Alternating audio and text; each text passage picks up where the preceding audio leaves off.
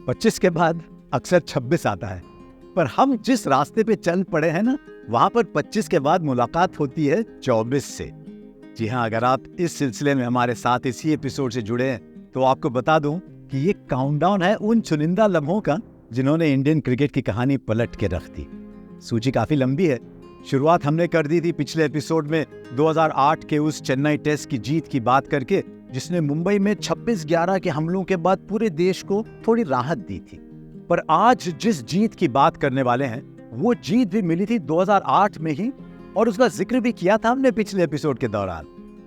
किस जीत की बात कर रहे हैं हम और क्यों वो इस लिस्ट में नंबर 24 पर है, इस एपिसोड में बताता हूं आपको।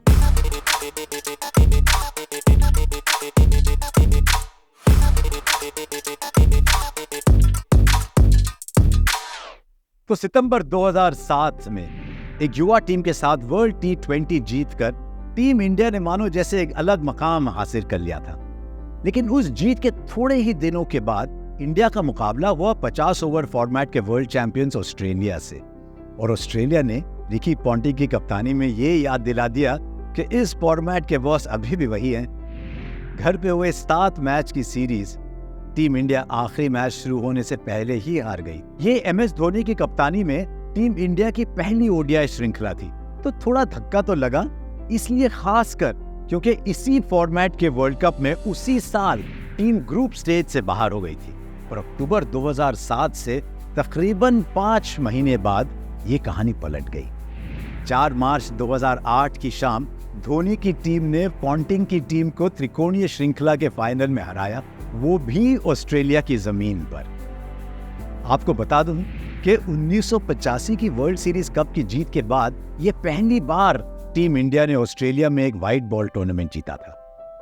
पर ये जीत सिर्फ इसलिए खास नहीं थी, बल्कि इस जीत की खासियत की असली कहानी छुपी है उन घटनाओं में जो कि अक्टूबर 2007 और मार्च 2008 के बीच में घटी। इस ट्राई सीरीज के शुरू होने के ठीक 1 महीने पहले इंडिया ऑस्ट्रेलिया सीरीज का दूसरा टेस्ट हुआ था सिडनी में। शुरुआत तो टेस्ट की काफी शानदार रही, क्योंकि हर वक्त की तरह VVS ने शतक लगाया, सचिन ने शतक लगाया, द्रविड़ और सौरव के भी अर्धशतक थे और टीम जीतने की स्थिति में थी। लेकिन फिर हरभजन और साइमंड्स के बीच में कुछ कहासुनी हुई और वहां से ऑस्ट्रेलिया के तेवर और मैच का रुख दोनों बदल गए। मैंने बहुत टेस्ट मैचेस देखे, लेकिन ऐसी खराब तेज जुबान पर पहले कभी नहीं आई थी।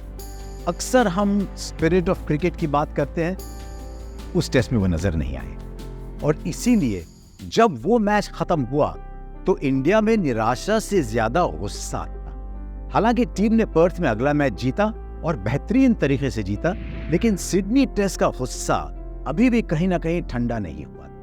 लेकिन ट्राई सीरीज में खेलने वाली टीम इंडिया सिडनी टेस्ट की टीम इंडिया से बड़ी अलग थी। दरअसल ये एक युवा टीम थी। कई सारे बड़े नाम जो 5 महीने पहले भारत में हुए वनडे सीरीज में खेले थे, उनकी जगह अब नए खिलाड़ियों ने ली थी, और उसके पीछे था कप्तान MS धोनी और चयनकर्ताओं का एक बड़ा निर्णय। टीम के 2 सबसे सीनियर खिलाड़ियों से आगे बढ़ने का निर्णय, एक नई जनरेशन के खिलाड़ियों को मौका देने का निर्णय। पर क्या ये युवा खिलाड़ी सिडनी टेस्ट के बाद जो माहौल बन गया था उसका सामना कर पाएंगे? इस पर बड़ा सवालिया निशान था, और इसलिए नजर युवा कप्तान धोनी पर भी थी। पर चाहे वो उत्साह से भरपूर ईशांत शर्मा हो, या स्टाइलिश नए सितारे रोहित शर्मा या गौतम गंभीर या इरफान पठान, सीरीज में सबने बेहतरीन प्रदर्शन किया और मैनेजमेंट को भरोसा दिलाया कि इस फॉर्मेट में भी टीम को युवा खिलाड़ियों की जरूरत है। लेकिन जहां नए खिलाड़ियों ने अपनी छाप छोड़ी, एक महारथी ने दिखाया कि टीम की रीढ़ की हड्डी तो अभी भी वही है। बेस्ट ऑफ 3 फाइनल्स के पहले ही 2 मुकाबलों में सचिन ने 117 और 91 की पारियां खेली, और तीसरे फाइनल की नौबत ही नहीं आने दी, क्योंकि टूर बहुत लंबा चल चुका था और टीम चाहती थी कि ये बेस्ट ऑफ 3 फाइनल पहले दोनों मैच में ही तय हो जाए। कहा भी गया था कि शायद उस दरमियान सचिन में एक और मैच नहीं था। इस श्रृंखला में MS धोनी की कप्तानी भी उभर के आई, क्योंकि देश के बाहर ये उनकी पहली ODI श्रृंखला थी। खास बात ये थी MS की कप्तानी की कि उन्होंने युवा खिलाड़ियों को बताया कि भले ही सामने ऑस्ट्रेलिया हो, पर उनसे आंख मिला के खेलना है, और जीतें तो कोई बड़ी सेलिब्रेशन ना हो, ताकि उनको बता दें कि आपके खिलाफ जीतना इस टीम के लिए कोई बड़ी बात नहीं है। और कहीं ना कहीं इस जीत ने हमें बता दिया कि सिर्फ T20 नहीं बल्कि 2011 विश्व कप तक ये कप्तान कहीं नहीं जा रहा। खैर, शायद आज की टीम इंडिया के फैंस को एक ट्राई सीरीज जीत उतनी खास ना लगे, लेकिन 2008 में हालात थोड़े अलग थे, खास करके सिडनी टेस्ट में जो हुआ उसके बाद। और ऐसे में एक नए कप्तान के नेतृत्व में एक युवा टीम का ऑस्ट्रेलिया में ऑस्ट्रेलिया को हराना और उसमें सचिन का भी बड़ा योगदान रहना, इन कारणों की वजह से ये जीत मेरी किताब में बहुत अहम है और इसलिए शामिल है इस 25 एपिसोड की श्रृंखला में, जहां हम बात करेंगे और भी ऐसे लम्हों की जो भारत के क्रिकेट इतिहास में एक खास जगह रखते हैं। पिछले एपिसोड की तरह इस बार भी जाने से पहले एक सवाल। 2007 वाली एक दिवसीय श्रृंखला में एक ऑस्ट्रेलियाई स्पिनर ने सचिन तेंदुलकर को आउट किया। इसके बाद सचिन ने उनसे कहा कि ये पहली और आखिरी बार मैं आपसे आउट हो जाऊंगा। और ना ही सचिन आगे जाकर उनकी गेंद पर आउट हुए, बल्कि टेस्ट सीरीज में उन पर कड़ा प्रहार भी किया। कौन से ऑस्ट्रेलियाई स्पिनर की बात मैं कर रहा हूं, ये आपको बताना है हर बार की तरह कमेंट्स में। मैं आता हूं अगले हफ्ते एक नए एपिसोड के साथ।